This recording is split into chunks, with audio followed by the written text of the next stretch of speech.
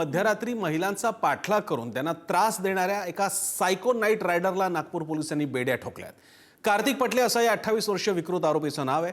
रात्री बेरात्री फिरताना पोलिसांपासून बचावासाठी त्यानं फूड डिलिव्हरी बॉय म्हणून नोंदणी केली होती। विशेष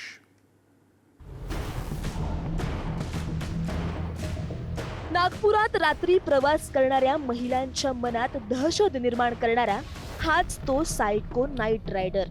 विकृत मानसिकतेच्या या आरोपीला नागपूर पोलिसांनी मोठ्या शिताफीनं जेरबंद केलंय।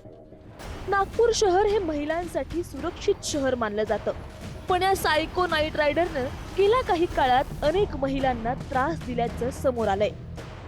24 मार्चला रात्री 1:30 वाजताच्या सुमारास एक 25 वर्षीय तरुणी घरी जात होती। त्यावेळी काळ्या रंगाच्या मोटारसायकलवरून आलेल्या या आरोपी कार्तिक पटलेनं जैताळा रोडवर महिलेच्या दुचाकीला लाथ मारून पाडण्याचा प्रयत्न केला। तिच्यासोबत अश्लील हावभाव करून पाठलाग करत तिचा विनयभंग केला। घाबरलेल्या तरुणीनं घटनेची तक्रार राणा प्रतापनगर पोलिसात दिली। पोलिसही अशाच एका आरोपीच्या शोधात काही काळापासून होते।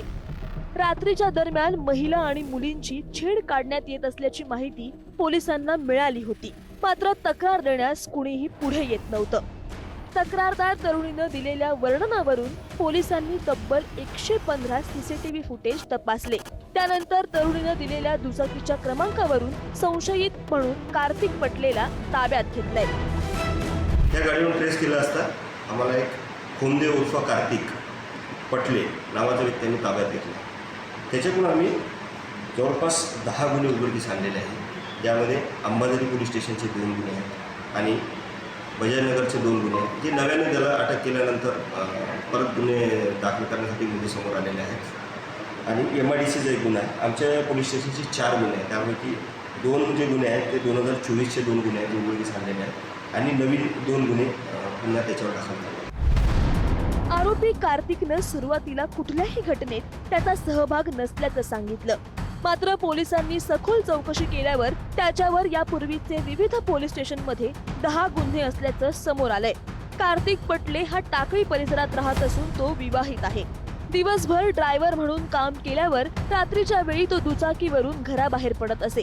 साधारणतः रात्री 11:30 ते पहाटे 4:30 पर्यंत तो रस्त्यावर भटकत असे। त्या काळात एखादी महिला दुचाकीवरून जाताना दिसली तर तो तिचा पाठलाग करायचा आणि लाथ मारून दुचाकी पाडायचा। अश्लील कृत्य करून विनयभंग करून पळून जायचा। लग्न झालेलं आहे, मला मूल बाळ नाही, परंतु हा रात्रीचा 10:30-11 वाजता नंतर ॲक्टिव्ह व्हायचा आणि दिवसभर हा नॉर्मल चालक म्हणून काम करत होता। कोणाचंही काम किंवा कंपनीत कुठेही त्याला काम करत होता। रात्री 11:30 वाजतापासून हा सकाळचे 4:30 वाजेपर्यंत या रूटवर फिरायचा आणि आता हा 3 महिन्यापासून स्विगीचे ॲपवर यानं रजिस्ट्रेशन करून ठेवलेलं होतं। 2 मुली कोणत्याही गाडीवर जात असतील आणि किंवा सिंगल मुलगी असेल तर हा सोबत त्या गाडीसोबत जायचा आणि हस्तमैथून करायचा साध्या गाडीत, किंवा थांबून तिला पाडायचा आणि हस्तमैथून करायचा, तिला पाठीवर किंवा छातीवर हात लावून निघून जायचा, पळून जायचा। रात्रीच्या दरम्यान कुणाला संशय येऊ नये म्हणून त्याने 3 महिन्यांपासून एका ऑनलाईन फूड डिलिव्हरी ॲपमध्ये डिलिव्हरी बॉय म्हणून नोंदणी केली होती।